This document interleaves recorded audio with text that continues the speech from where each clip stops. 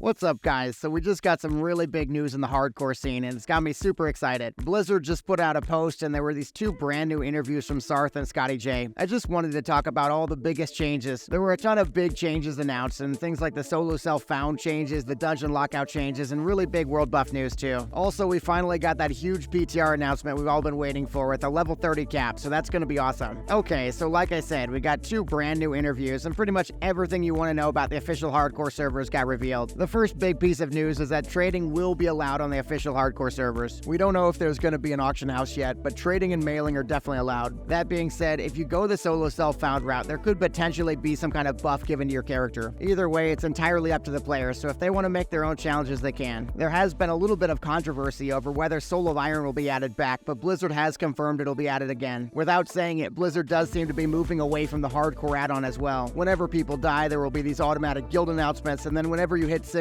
everybody on the server will be notified. One of the first big topics Blizzard jumped into was appeals. Blizzard really doesn't want to see you dead, so they are working on disconnect protection solutions. Things like fixing the disconnect flight bug are a big priority, and they will be fixed in time for launch. There really won't be an appeal system though, so deaths will be similar to Diablo Hardcore. In Blizzard's official blog post, they do mention coming down hard on griefers, so if you intentionally kill players, you could get banned. I would argue though that killing a big streamer like Asmongold is worth a 7-day ban for a lot of players. This is probably not going to completely solve the problem. Also on the griefing topic, PvP flagging will require you to type /PvP, so you can't accidentally flag and lose your character anymore. They've also done a lot to mitigate mob kiting, so you won't see Terramis and Elwyn Force anytime soon. You also won't be dying to mind control cap PvP griefing either. Speaking of PvP, Makara is going to be a huge focus in hardcore. If you lose a Makara, your character is deleted forever. Not only will you get an ear buff that tracks your kills, but there are talks of a possible leaderboard system being added as well. This is a great idea to fill the void because there won't be any way to queue for battlegrounds in hardcore. What they're going to do with rank gear is definitely a question for another time. That being said, there will be war games available, and if you die in a war game, you're going to lose your character all the same. I could definitely see an official Blizzard hardcore PvP tournament, and that's getting me really excited.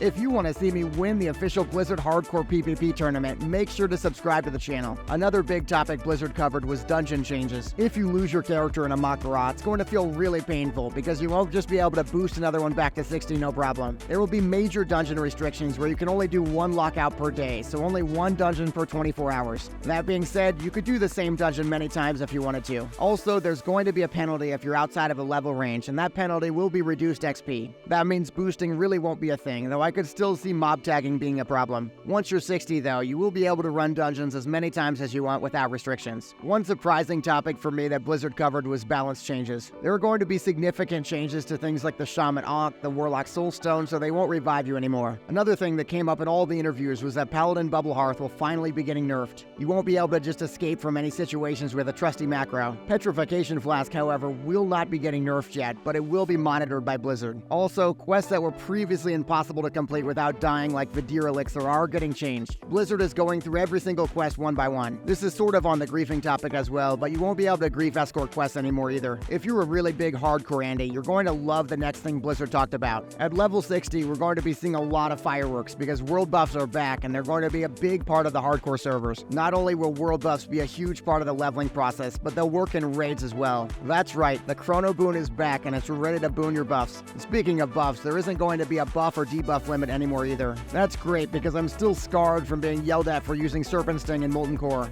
In general, the combination of world buffs and no buff or debuff limits means the raids will be a lot easier. To combat this, Blizzard does plan to give us the entire game all at once. That means you could get into Naxx day one if you really wanted to, though I probably wouldn't recommend it. If this video got you excited for hardcore, that's great, but it still won't be out for another month. You do still have time to gear up the biggest DPS dealer in Wrath in time for Icecrown Citadel. Check out my top 10 DPS video next for Wrath to pick a good character.